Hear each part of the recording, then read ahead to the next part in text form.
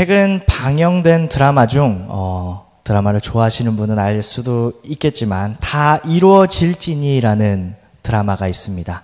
여기서 미소를 보이시는 분들은 그 드라마를 보시는 분들이고 이게 뭐지? 라고 생각하시는 분들은 드라마를 안 보시는 분들이겠죠. 저는 이 드라마를 보진 않았습니다. 하지만 짤막한 영상들을 본 적이 있습니다. 드라마의 대략적인 줄거리는 이렇습니다. 우리가 아는 램프의 요정 지니와 같은 존재가 있는데요. 그 지니가 자신을 만나는 사람들에게 3가지 소원을 이루어 준다고 합니다.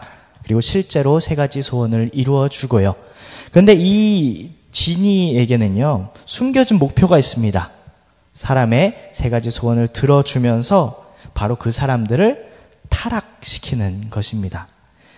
그런데 이 지니에게 사람을 타락시키는 것은 크게 어려운 일이 아닙니다. 왜냐하면 지니가 오랫동안 이 일을 해왔지만 사람이 3가지 소원을 부탁을 하면, 그리고 그 부탁이 다 이루어지면 자연스럽게 타락하는 것을 지니는 알았기 때문입니다. 지니는 인간이 원하는 소원 3가지를 사용하면 반드시 타락하는 것을 알았습니다. 드라마 중 어떤 사람이 자신을 위해 3가지 소원을 사용을 합니다. 그 사람은요, 자신에게 맞지 않는 위치에 자신을 놓아달라라는 소원을 부탁합니다. 한 직장의 일개 직원이었던 사람이 아주 높은 위치에 이르게 됩니다. 하지만 능력이 없는 그 사람은 곧 자신의 능력의 한계를 모두에게 드러내고 또 사람들에게 무시를 당하는 사람이 됩니다. 우리는 살면서 많은 소원을 가지고 삽니다. 특별히 우리의 소원 중 우리의 미래에 대한 소원이 많습니다. 내가 나중에 이러한 사람이 되고 싶다. 이런 직업을 가지고 싶다. 우리의 자녀의 미래는 이렇게 됐으면 좋겠다 등의 미래에 대한 소원을 많이들 가지고 삽니다. 만약 나의 미래, 내가 걸어갈 인생의 길을 내가 결정하고 내 마음대로 갈 수 있다면 어떨 것 같습니까?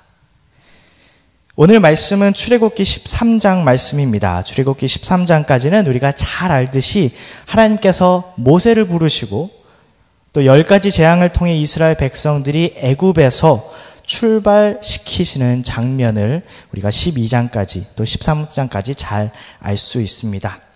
하나님의 놀라운 기적과 능력을 직접 체험한 이스라엘 백성들은 하나님을 의지하며 드디어 애굽에서 출발합니다. 애굽에서 출발한 이스라엘 백성들의 목적지는 우리가 잘 알듯이 약속의 땅 가나안입니다. 당시에는 지금과 같이 지도나 내비가 잘 되어 있지는 않았지만 그들의 방식대로 길을 찾아 가나안으로 출발을 했을 겁니다. 하지만 하나님은 이스라엘 백성들이 생각했던, 계획했던, 가고자 했던 그 길과는 다른 길을 그들에게 예비하셨습니다. 바로 가까운 길이 아닌 40년이라는 먼 길을 가게 하셨습니다. 우리가 잘 알듯이 애굽에서 가나안은 그렇게 먼 거리가 아닙니다. 학자들은 출발 위치에 따라서 조금은 다를 수 있으나 아무리 멀어도 3주면 충분히 걸어서 갈 수 있는 거리다라고 얘기를 합니다. 거리로 따지면 아무리 멀어도 600km 정도다라고 얘기를 합니다. 600km는요, 서울에서 대구까지가 300km입니다. 다시 말해서 서울에서 대구 왕복하는 거리라고 생각하시면 됩니다. 이 거리가 차 타고 가면 4시간도 안 걸리는 거리고요. 걸어서 간다면 젊은 남자라면 2주 안에 충분히 왕복할 수 있는 거리라고 합니다. 3주 더 보태서 중간에 멈춰서 관광도 하고 일도 보고 아무리 쉬엄쉬엄 간다 해도 6개월이 걸리지 않는 그 길을 하나님은 그 길을 이스라엘 백성들에게 허락하지 아니하셨습니다. 그 이유는 출애굽기 13장 17절에 기록되어 있습니다. 17절에 이렇게 기록되어 있습니다. 바로가 백성을 보낸 후에 블레셋 사람의 땅의 길은 가까울지라도 하나님이 그들을 그 길로 인도하지 아니하셨으니 이는 하나님이 말씀하시기를 이 백성이 전쟁을 하게 되면 마음을 돌이켜 애굽으로 돌아갈까 하셨음이라. 하나님의 놀라운 10가지 기적을 보고 경험한 이스라엘 백성들이었지만 그들은 어려움이 찾아올 때마다 하나님을 의지하지 못했습니다. 당장 출애굽기 14장에 나오는 홍해의 이야기만 봐도 이스라엘 백성들은 어려움이 찾아왔을 때 애굽에 매장지가 없어서 당신이 우리를 이끌어내어 이 광야에서 죽게 하느냐라며 하나님의 종인 모세를 모욕했습니다. 이는 하나님을 원망하는 것과 같은 일입니다. 또한 출애굽기에는 너무나도 많은 비슷한 사건들이 나옵니다. 이스라엘 백성들이 어려움을 맞이할 때마다 하나님을 의지하지 않고 그들의 마음을 돌이켜 하나님을 원망하고 하나님을 욕되게 했습니다. 하나님은 이러한 이스라엘 백성들의 상태를 아셨습니다. 그렇기에 17절 말씀처럼 가까운 길로 인도하지 아니하시고 우리가 아는 그 먼 길, 40년의 광야길을 걷게 하신 겁니다. 가까운 길로 이스라엘 백성들이 가나안에 도착했다 한들 그들은 작은 어려움에도 하나님을 버리고 애굽의 노예된 상태로 다시 돌아갈 것을 하나님은 아셨기 때문입니다. 이제 우리의 삶을 보기 원합니다. 저는 개인적으로 이 출애굽기를 읽을 때마다 어쩜 이렇게 미련하고 멍청하고 믿음이 없을까라고 혀를 차며 이 말씀을 읽고는 했습니다. 아니 이렇게 대단한 10가지 재앙을 직접 눈으로 보고 경험하고 그 바로의 손에서 구출해 주신 하나님을 왜 믿지 못하지? 라는 조금은 교만한 생각이 제 안에는 있었습니다. 하지만 제 자신이 제 삶을 바라본다면 저도 이스라엘 백성들과 크게 다르진 않은 것 같습니다. 우리의 매일의 삶에서 언제나 우리를 도우시고 인도하시고 모든 일을 선하게 이루시는 하나님을 믿는다고 고백하고 믿는다고 기도하고 믿는다고 찬양을 해도 작은 어려움이 우리의 삶에 올 때 우리는 하나님을 원망하고는 합니다. 하나님, 왜 이렇게 어려운 길을 걷게 하십니까? 왜 나에게 이런 어려운 일을 주셨습니까? 라고 우리의 삶에서 하나님을 체험하고 경험하고 그분의 은혜를 기억하며 살아가지만 가끔은 하나님을 원망하고 살아가는 것이 우리들입니다. 하나님이 나를 사랑하신다면 내가 원하는 길, 내가 계획하는 길, 빠른 길, 좋은 길, 평탄한 길, 내리막길로 나를 인도해 주신다면 내 주변 사람들이 하나님을 믿는 사람은 저렇게 복을 받는구나 라고 보고 하나님, 전도가 자동적으로 되지 않을까요? 라는 생각도 하고는 합니다. 하지만 우리의 삶은 그렇게는 되는 것 같지 않습니다.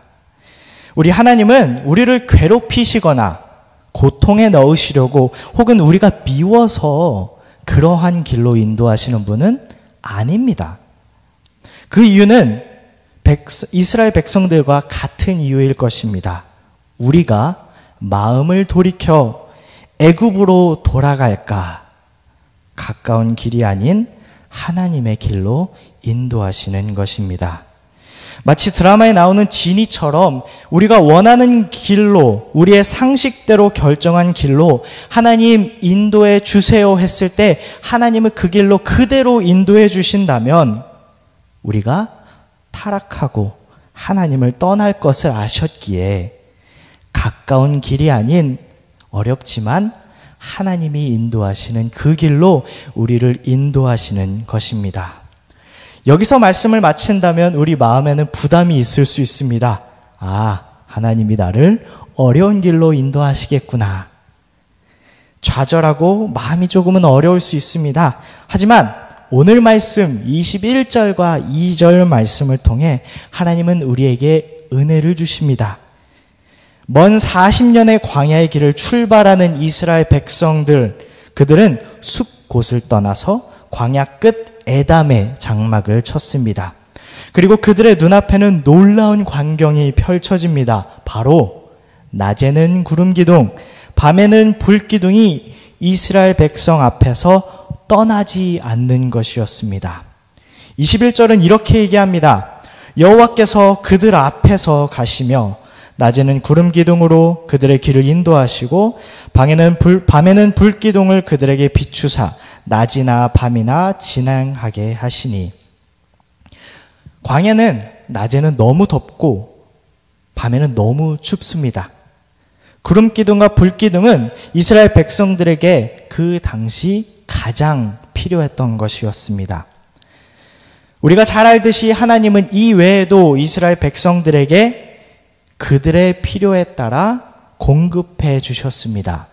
물이 필요할 땐 물을 주셨고, 음식이 필요할 땐 음식을 주셨고, 의복이 상하지 않게 하시는 등 이 이스라엘 백성들이 광야 생활 가운데 그 어려운 길을 걸어갈 때 필요한 것을 채워 주셨습니다. 하나님은 이러한 분이십니다.